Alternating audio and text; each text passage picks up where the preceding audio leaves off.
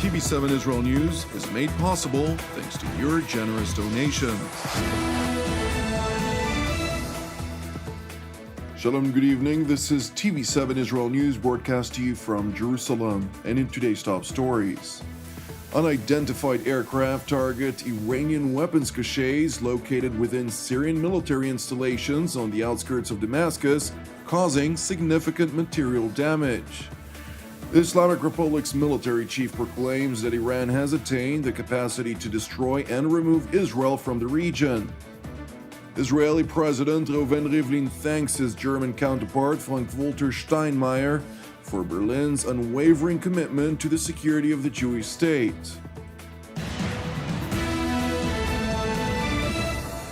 The skies over Damascus lit up overnight when Syria's aerial defense array attempted to intercept salvos of incoming missiles launched from unidentified aircraft toward Iranian weapons caches that were temporarily stored within Syrian army installations.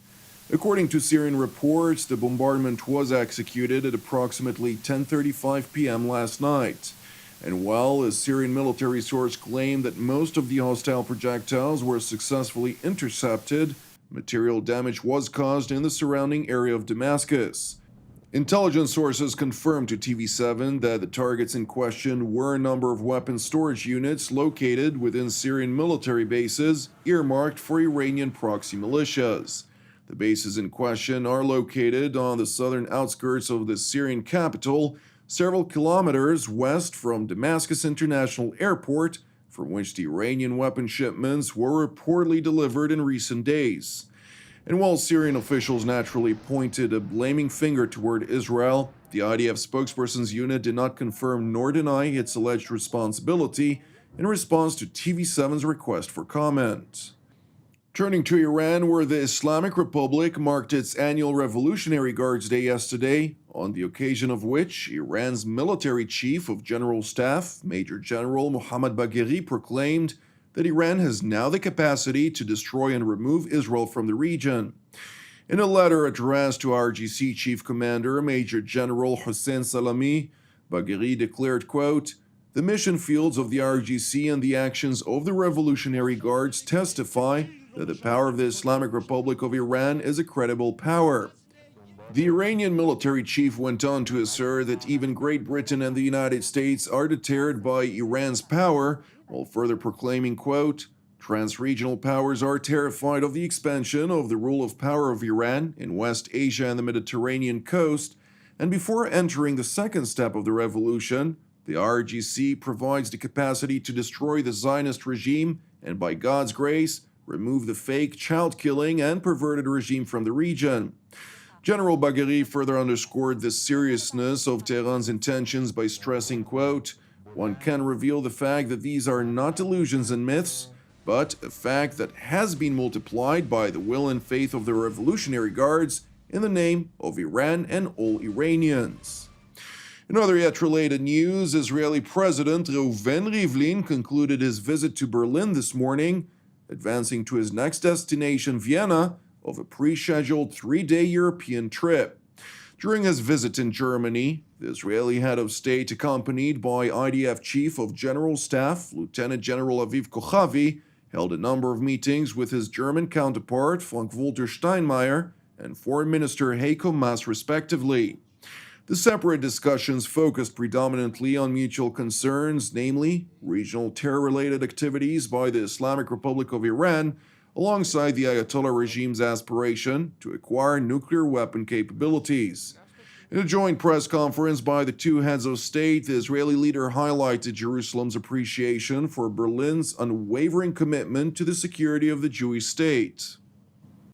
גרמניה מגלה היום מחויבות בלתי רגילה לביטחונה של מדינת ישראל, וכן לשימור היציבות במזרח התיכון בכלל.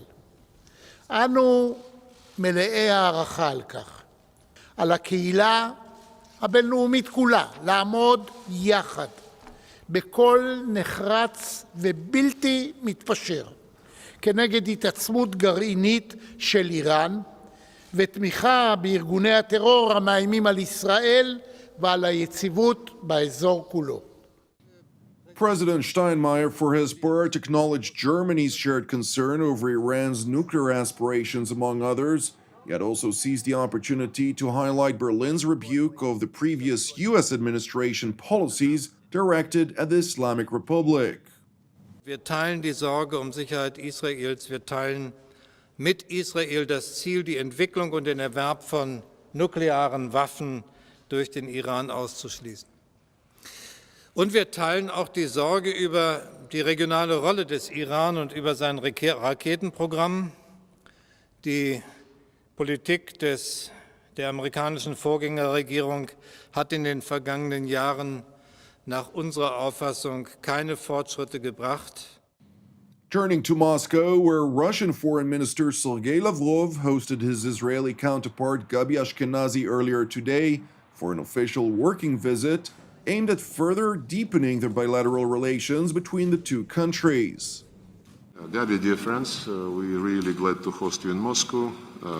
We value our relationship, both bilateral, which is really developing in line with what the President and the Prime Minister agreed.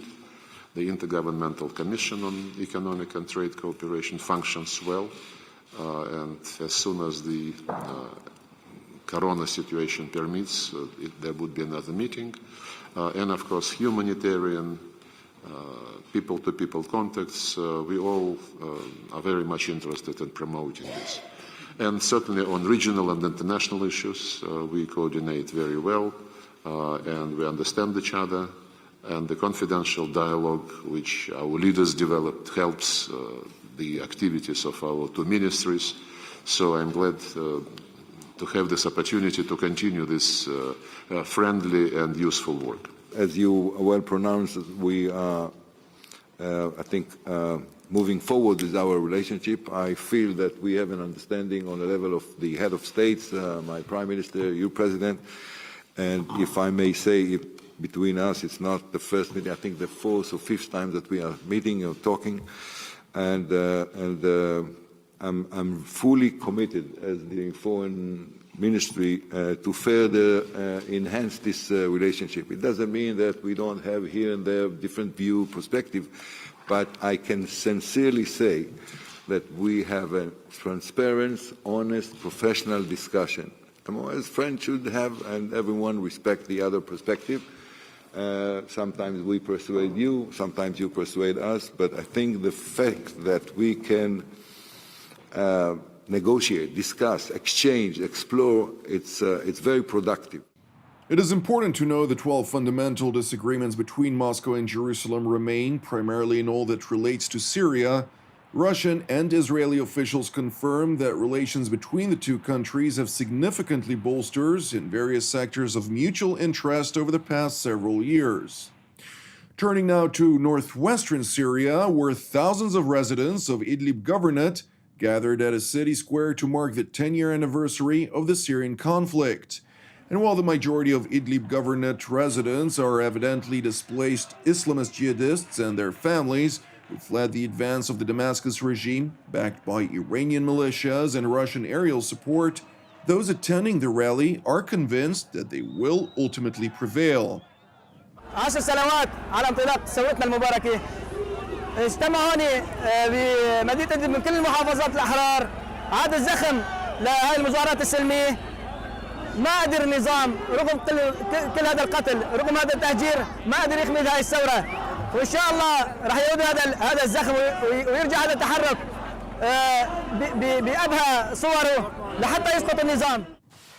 It is important to highlight that the Syrian army's attempt to reclaim Idlib Governorate was blocked roughly 1 year ago when Turkey invaded the region with the declared aim of preventing millions of refugees from fleeing northward. After several weeks of battle, which included errant Russian bombardments of Turkish forces, Ankara and Moscow reached a ceasefire arrangement, which, even though repeatedly breached, remains in effect to date. It is also worth mentioning that while Turkey controls the outskirts of Idlib Governorate, including a number of strategic highways and villages with over 10,000 forces, the inner parts of the volatile region are controlled by Hayat Tahrir al-Sham, whose leader, Abu Muhammad al-Julani, previously acted as an active military commander of numerous militias belonging to both Al-Qaeda and the Islamic State respectively since 2003. Turning to the United Nations headquarters in New York, where the world body's envoy for Syria in a Security Council session marking the anniversary of the Syria conflict expressed profound regret over the United Nations' failure to end the war. The world has not succeeded in helping deliver the Syrians as one people from what the Secretary General has called a living nightmare. I express the profound regret of the United Nations that we have yet not been able to mediate an end to this tragic conflict. It is noteworthy to highlight that Geir Pedersen, who was appointed in late 2018, is now the fourth person to lead the United Nations efforts to end the Syrian war. Thank you for watching us. As part of TV7 Israel's prayer initiative, I would like to encourage you today to join myself and the team here in Jerusalem to lift up Syria once again in prayer for its salvation and peace, alongside prayers for our persecuted brothers and sisters around the world, in addition to our ongoing prayers, of course, for the peace of Jerusalem, the salvation of Israel, for all those who are impacted by the numerous ramifications of the corona crisis worldwide. Separately, I would like to also reiterate my gratitude to all of you who partner with TV7 Israel. Your unwavering support, both by means of prayer and finance, is of crucial importance for our ongoing operations. I'm Jonathan Hassan, wishing you an Erev Tov u'Mevorach, and we will see you again tomorrow at the same time.